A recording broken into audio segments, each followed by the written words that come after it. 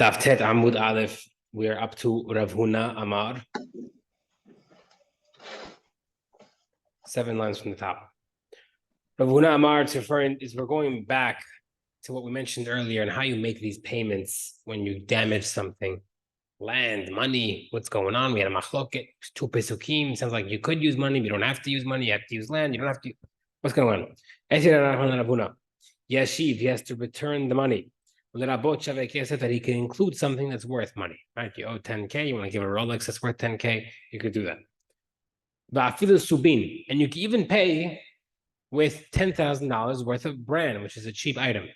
Right? It's like that famous line: if you have 1,000 pounds of rocks or 1,000 pounds of feathers, what weighs more? They weigh the same thing, just one's more of the next. So if you have $1,000 worth of bran or $1,000 worth of silver, the same thing. It's just how you're giving it. So how come I asking what we're dealing with here? But we're talking about a case. So how do you solve the machloket that you could use other stuff? Machloket is if you have no land or have no money, you could use bran. If you don't have anything else, of course you could use bran. So mahu detema amrinan zil amarle zil tarach zabin ba'it lekesef. Maybe you'd have to make the guy sell something. He doesn't have this, he doesn't have that. Okay, sell your table so you could give him cash. Kamash Milan, you don't have to do that, and you can just give him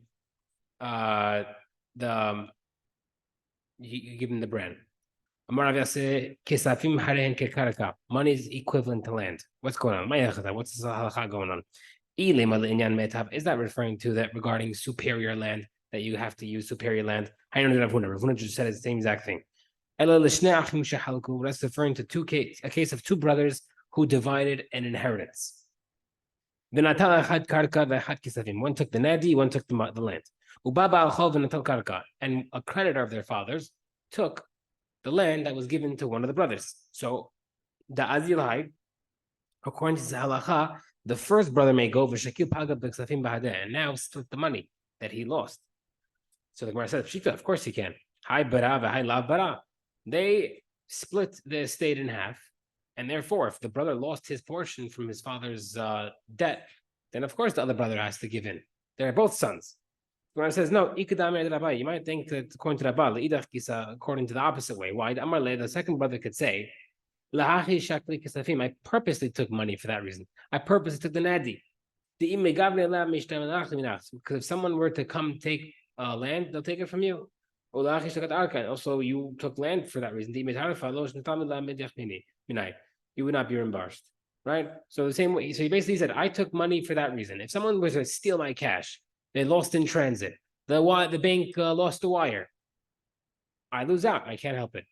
And if someone were to take your land, I don't lose out. It's not fair. I took the risk of taking nadi for a reason. You took the risk of taking the land for a reason. That's why I could do it. So it's a machloket and how we learn it, whether or not they have to split it. Okay, Ella, right? So let's maybe talk about the case of this halacha is referring to something else. Of money is equal to karka. So far we saw that money is not equal to karka because you don't have to split it. So we say over here, that's not another case. Two brothers who divided an inheritance. And the creditor took a share of one of them. Right? So they had an inheritance. Let's say it was nadi and money and land, and the guy took some from one guy. Also said that two brothers that split something. And one of them, he took one of the shares of one of the brothers. Rav says, the original division of the property is now null and void. And now you have to redivide it after this taken of this guy. Shmuel says, viter. Nope. Whatever was lost by the second brother was lost, and the first brother does not have to reimburse him. But Ravasi says, he has to pay a quarter of the land and a quarter of the nadi that was taken. So basically, he's half refunding him, right? So instead of refunding him full, in half, basically, you're refunding him a quarter. Half. You're meeting him halfway through a halfway, which is a quarter. Now we're going to explain each rabbi. Rav says that you have to redivide. Why? Brothers who are dividing inheritance are considered Yorshim, right? We had this before in many halachot previously. We're having a lot of flashbacks in previous masechtot we did, that when a father were to pass away and he has two sons, when they divide that money, do we look at it that they acquired it immediately when the father had passed away, even though they divided it a week later? Or do we look at it that whenever they divided then, and they're basically buying each other out? Okay, you take the house in Ocean Parkway in M, I'm taking the house in Ocean Parkway in N, we buy each other out. A few nafkaminas, a few differences in halacha. One of the reasons in halacha, differences in halacha, is, for example, Yovel. All property go back to Yovel and purchases. If this is considered a purchase, it would go back, they'd have to redivide. Another difference is now, because if they've divided it and it's considered that they always owned it like this, therefore, when they originally divided and this guy was going to come take money from them, it wasn't divided equally because this second brother who had $10,000 taken from him was already missing $10,000 that would be taken from him afterward. Therefore, he holds, you have to redivide it. Shmuel says, no, it doesn't make a difference. He loses it because he holds, it's considered a purchase, like the second way we just mentioned. Since it's considered a purchase, you bought him out, he bought you out, not my problem, he took from you. You lost out. That purchase is considered a purchase without a guarantee, without a lien. So they each bought each other out. I'm sorry, he took your money, not my problem. Ravasi says, no, he takes a quarter and a quarter. Why? He's misupak, he has a suffix, he's not sure. He doesn't hold whether they're Yorshin or Lekuchot, inheritors or purchasers. Hilkach, therefore, and within Safek, we take a quarter. So now that we established the money is not equal to karka in this case either. So when Rabbi Asi mentioned earlier that money is equal to karka, land, what is that talking about? In regarding to superior. Right? We said earlier that's same thing as Rav Huna. So what's the difference? Right? So when Rav Huna said earlier money is equal to land, to pay superior, etc., before you give money, it's true. Rav Asi then said also the same exact thing, and therefore we're adding Vechen Amar Rav Asi. And additionally, Rav Asi agreed with him. Not that he was saying a new halacha. Okay, new halacha, new sugya. Amar Rabbi Zera, Amar Rabbi Yehuna, b'mitzvah ad shalish. A person has to spend up to a third for a mitzvah. My shalish. What does that mean? Does that mean ilim shlish beto? Does that mean you have to pay a third of your estate for a mitzvah?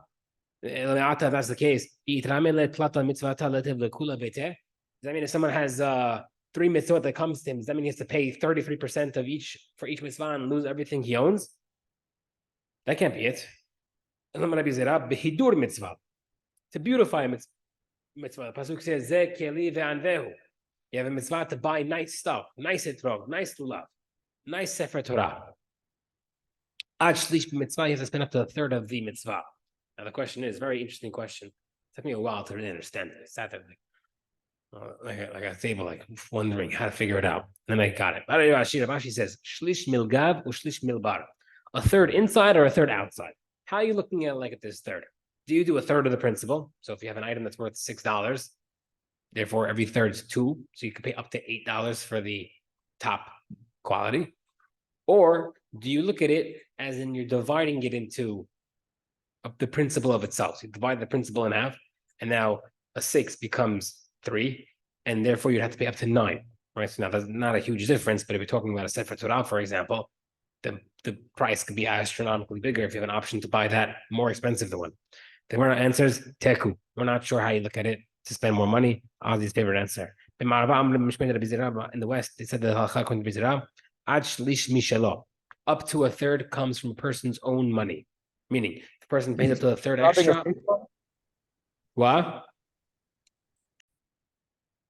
The Gemara says that a person has to spend up to a third of his resources, up to a third extra, 33% extra on top of the item, comes from his own money. If a person spends more than a third, I'm going to say on the Sefer Torah, Mishal Kodesh Baruch Hu comes from God. Yani God will pay for it. Different way of explaining it. We won't get into it. See Rabbeinu Chananel. New Mishnah. Kol shehafti b'mishmarati. Whatever I'm obligated to watch, Hechshartin is called, I have to pay the damage. Hechshartin is called, if I cause a part of the damage, hafti b'mishmarati is called, I have to pay for the whole thing. We'll explain what that means soon. Like I have to pay for the whole thing as if I caused all the damage. Something that's not part of the Beit HaMikdash, and anything that belongs to Jews, private properties, all these cases, except you're always chayav in those type of damages. Right, we said you're not chayav for Bet HaMikdash stuff because the pasuk says shor re'ehu, which means your friend, and not Bet HaMikdash. You're chayav in all these things except for chutz mereshut hamiyochedet mazik, except if it's in your property. Meaning, if my ox walks into Mark's courtyard and his ox kills my ox on his courtyard, not his problem. My ox trespassed. Ushut hanizak mazik, and also on a property that belongs to both of them, will be explained later. Kishehezik, when it damages, chav hamazik l'shen tashlim nizek, the damager has to pay full damage, and the metav haaretz with the superior land.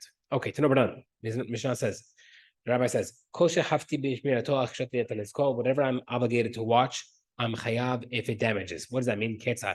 Shor ubor shemesran lecheresh shoteh v'katan.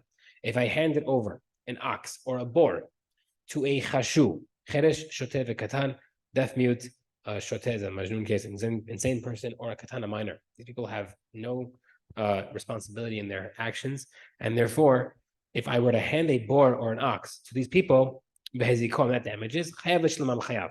Masha'en kin be'esh. But if fire damages, I'm patur. Why? Am I asking, what's this talking about? If it's talking about an ox that's tied and a boar that's covered, the kavateh would be comparable to, let's say, a fire where I only give him a coal, right? Not actual fire. Why would I be chayav with fire and boar and not with boar and shor, boar, a pit and ox, and not the fire? Rather, it's talking about a case of an untied ox and an uncovered boar. The which would be comparison to a fire that is an actual flame. So the word says, why would therefore the owner be patur? If you handed a fire to the guy, it's handing him an ox.